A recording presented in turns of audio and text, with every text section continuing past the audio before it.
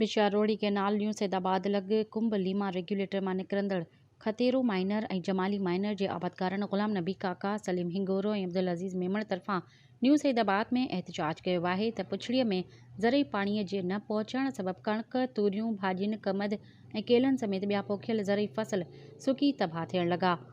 इन मौक़े ते मुज़ाहिरीन मीडिया सां ॻाल्हाईंदे चयो आहे त खतेरो माइनर ऐं जमाली माइनर ते मुंड जा बासर आबादकार assistant executive engineer irrigation sub division हाल तारिक मस्तोई ऐं assistant executive engineer irrigation sub division Shahdadpur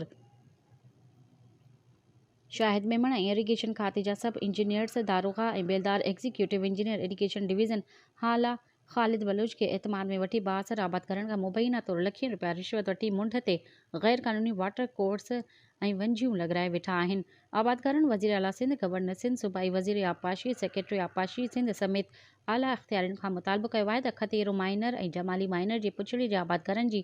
ज़रई फसलनि खे तबाह थियण खां बचायो वञे। मज़ीद ख़बरनि ऐं तफ़सीलात लाइ विज़िट कयो असांजी वेबसाइट www.awamiNewsHD.com ऐं ॾिसंदा रहो अवामी न्यूज़ HD।